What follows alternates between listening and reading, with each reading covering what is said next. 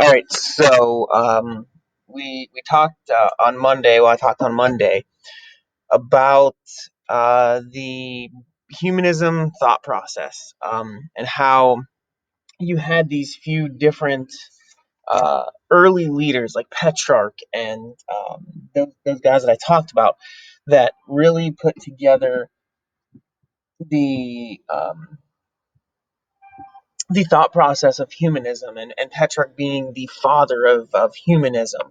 Um, and you had this guy that um, talked about how our like place in the world is in the middle, basically. Um, uh, Fitsimo said that there's a hierarchy where plants and animals are at the bottom, humans are in the middle, and God is at the top. So you're still seeing, and I don't want you guys to get confused about this, that humanism and the humanistic thinking that goes into this, they still look at religion and God as being a lot of times above humans. But they look at it differently with the fact that humans are more wanting to be a part of this life and this world, and be able to enjoy the fruits of life, basically. And that was something that a lot of times during the medieval ages, the church would not allow humans, living people, to do. You lived your entire life during the medieval ages to make sure the church saw you as a good person, God saw you as a good person, so you could get into heaven. Now, these humanistic thinkers still really look at religion as being that ultimate goal, and heaven being that ultimate goal, but they start looking more at how how humans can fit within all of this, and how we can all interact with each other and have this view of, hey, it's not true obedience like they wanted during the medieval ages, but it's we go live our life and we live it correctly, where you have good morals and values. And this was obviously, and I told you guys this the last time I talked to you guys, it was a conflict with the church. The church did not like this. Humanistic thinkers were shunned from the church. They did not sit well with the hierarchy of the church, because you're basically teaching something different than the church would be teaching. And you kind of really look at it, and I know I said this, that um, humanism is the beginning of modern Western thought. And we kind of can see a little bit of that, still today, with how the church is intertwined in life, and how religion is intertwined in life if you choose that to be intertwined in your life. Some people are, are really, really, really into their religion, and live by everything that the Bible, or whatever religion they have, says. Some people are religious, but they're not totally intertwined into their religion, like other people are. And neither one is wrong or right. It's just, this is really humanism, and this view of how we can interact with religion in different capacities and different depths. So don't forget about Petrarch being the father of the Renaissance. Don't forget that he really looked at vernacular. Remember, that was your word you were supposed to look up. The vernacular being that he was interested in getting things to be some written in a language that everybody could read, and not just Latin, which was only read by the church mostly, and rich people. He wanted people to really see that, that they could read and write, and be educated. So we're going to look at humanistic scholars today, and we're going to start, excuse me, with this idea, the study of classical culture, they discovered this new way of looking at life, and they began to create a philosophy that's based on the importance and dignity of each individual. Dignity is a big word there. Okay. If we take dignity out, we just say based on the importance of each individual. We kind of would look more like a self-centered aspect. Okay. But if we add dignity in there, we're bringing in a word that means and adds depth to that importance of an individual. It means that you are important as an individual. What you do is important, and making sure that what you're doing is correct is important as an individual. Uh, Again, they're not going to condone wrong behavior. They don't. That's not humanistic thought process. Their thought process was, hey, let's each individual be important, but at the same time, each individual needs to have a dignity that that shows that they are good people. Humanists also believe that all people have the ability to control their own lives and achieve greatness. Total go away from what medieval times had, because remember I showed you guys um, that like graph. It wasn't even really a graph; it was a picture of what the bottom level was giving to the top, and or the middle, and what the middle was giving to the top. And remember, we'll go with our red here. All right. So remember, at the bottom in medieval time, you had serfs. Okay. In the middle, you had knights or lords. Um, then you had you could argue between the two, but then you had the church, and then you had the monarchy. Okay, these two right here can be intertwined and switched if you so be and see that way. But remember, uh, serfs gave most of their stuff here, which in turn gave most of their stuff there, which in turn gave most of their stuff there. So really and truly, down here, remember, was creating everything.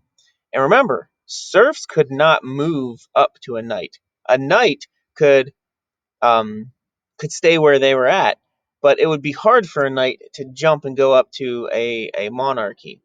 Um, a lot of times, what happened were, sorry, rid of that. These people that were here in monarchy would send their people down, their children down to the church. You might not be in line to be king or something like that, so they would go to the church and they would learn the ways of the clergy. And what this does was strengthen the monarchy, and because now they're controlling the church, which down the road definitely becomes a part of this. So you see, though, serfs were stuck here, okay, but race. But we look at here where humanists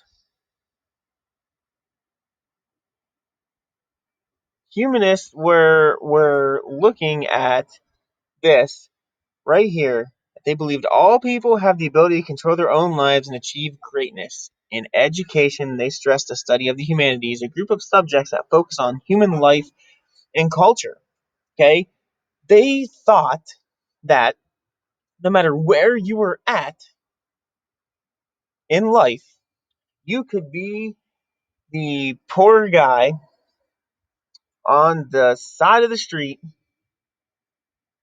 um,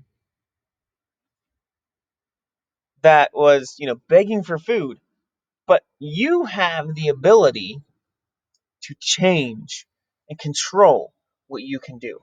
You could be the richest person in Florence, Italy at that time. You could be a Medici, however you want to say their last name. And you could still go downhill because of spending money the wrong way, or not investing the right way, or people not liking you. So you had this chance to move up and down according to humanisms in the social ladder. Um, in education, remember, they're looking at the humanities. Ladies and gentlemen, what you're looking at today in my class for the most of the time, we looked at, and I even told you guys, human life and culture is huge in understanding social studies, geography, anthropology, anything that goes along with this stuff. Huge. You understand other cultures and human life, you're going to understand a lot more about the world. And humanists saw this.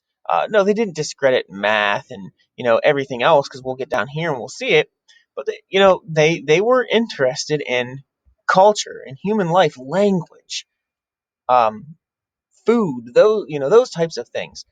They also tried to put ancient ideas into practice, like architects. They studied old Greek and Roman ruins, and we can see in a lot of the paintings and a lot of the buildings that they really went off of Greek and Roman ruins. They kind of made it their own, but the basis for what they had was in, excuse me again, sorry, in Greek and Roman times. In universities, they began to teach methods of observation and experimentation while scientists proposed new ideas about stars and planets.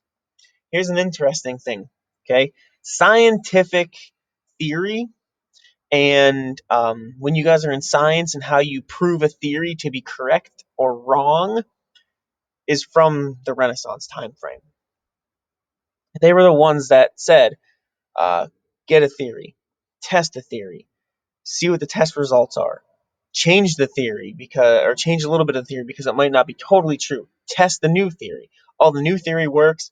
Now you have something with science. Okay, they were looking at stars and planets. Remember, during the medieval times, and even at some points in this time frame, uh, humans wanted to be looked at as being the center of the universe. The sun wasn't the center; Earth was the center. Because if Earth was the center, that would mean that God made us the most important. Okay, humanists start to relive these ideas of no, Earth is not at the center of the universe. The sun is at the center of the universe, making the sun important to the life that is here on Earth. Um, then you look at artists and students of medicine closely studied the human anatomy. I was talking to the Blake brothers yesterday and telling them, and I know a lot of you guys already know this, about Leonardo da Vinci and his cutting open of cadavers and pig hearts and drawing intricate things that are still used today in medicine because he was so good at it. And he wanted to be able to give something to doctors at that point in time, that if they were performing some type of surgery, that they could know and understand what ligament was moving that muscle or what bone that muscle was attached to. And like I said, they're so good, it's still used today. Um, Poets wrote about both religious subjects and everyday experiences, and writers produced works of history and studies of politics. Instead of it being that the king was the king and you never questioned what the king was doing, you didn't write about bad things about the king or so forth or so on. Now you're starting to see people question the leaders of the world at that point in time, the leaders of their area. They wrote parodies about them. They were writing things that didn't paint these people in positive lights when they were doing something wrong. You're really looking at the birth of somewhat of a modern news society. Okay, ugly guy right there. That's Galileo, if I remember correctly. No, that's Copernicus. Sorry, that's Copernicus. So that is what Copernicus looked like. So humanists separated the state and its right to rule from the church. In doing so, they helped lay the foundation for modern thinking about politics and government. Separation of uh, church and state is an idea that is talked about within our founding fathers. It's not something that is truly put into the Constitution, but it's an idea that we have followed because of influence between the two and looking at history about the influence between the two. Humanist ideals also change people's thinking about social standing. I just talked about that. Huge. Renaissance thinkers prized individual achievements more than a person's class or family. And this emphasis on individualism was an enormous shift from that medieval thinking. That graph I showed you guys, and what I wrote in red is huge about that. The humanist new ideas obviously brought them into conflict with the Catholic Church. The Church taught that laws were made by God and that those who broke them were sinful. For the Church, life after death was the most important thing. It wasn't important to live. It was important to make sure you got into heaven. And in contrast, humanists believe that people should use their minds to question everything. And they tried to balance this aspect with afterlife and with the active interest in daily life. And it was a hard thing for a lot of people to get and to understand. And the church, like I said, did not like it. Some directly challenged teachings that were important to the church. This guy named Giordano Bruno paid for his ideas by being burned at the stake. The ideas that he had killed him. And in the world that we would have today, if he was alive, probably even the world 30, 40 years after he was burnt, he probably still would not have been burnt. It was just his ideas at that point in time were too radical for him to put out there. And the church didn't like it, and he was labeled a heretic, and he probably failed to renounce his ideas, and they ended up killing him. Kind of like who was that? Socrates we talked about that had to drink the hemlock juice. So you have these aspects with humanism and humanistic scholars that really are pushing limits during this time in human history, um, and it's huge. And it all starts here in Florence. It's huge. Florence is the big portion of the Renaissance. And this building right here, I actually had a former student that went to that's going to Kent, and she was doing a study abroad where she went to Florence and lived in Florence for I think it was like a month while she was there, and she lived in the shadow of this dome. This dome is called the Duomo. It is the 14th biggest cathedral in the world, and it was built during Renaissance times. 14th biggest cathedral in the world, and it's 400 years old, 500 years old. I mean, it's crazy to think that we haven't built a bigger cathedral um, and made this thing look very small. The interesting part of this is the cathedral is called the symbol of the cathedral has the symbol of Florence all over it, and it's the lily. And you think lily of the valley is something that is huge in religion, in Christianity. Okay, the doors on it are bronze, and they have the scenes from the life of Madonna. And the cathedral, really, what it does in its finished total aspect, and what they wanted to happen when people came to Florence was to see that it represents the power and stability that Florence had. And it's a very beautiful building. Um, Florence has the most works of art from throughout the time in the world. It's a very, very, very artistic and forward thinking spot. But you can see, like, look at how everything around it is built. It all kind of feeds off of the Duomo, the tops of the buildings, the clay tops, the colors, everything. There's really nothing that surpasses the height and majestic look of this cathedral. They really want that cathedral to be the number one thing. Okay. Um, I would suggest you guys watch maybe like 5 minutes of this video. It's 39 minutes. You don't have to watch the whole thing. At about 3:11, they start talking about the Duomo. The Duomo we'll look at is built by a guy named Filippo Brunicelli, and it's an interesting way of how he built this. So really quick, let me see where we're at. we're going to do this slide, and we're going to be done.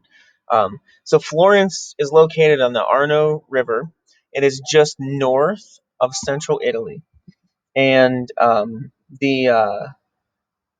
the city is often called the cradle of the Renaissance because between 13 and 1600 is home to most of the Renaissance thinkers that we look at today. The city is the birthplace of the amazing poet Dante Alighieri.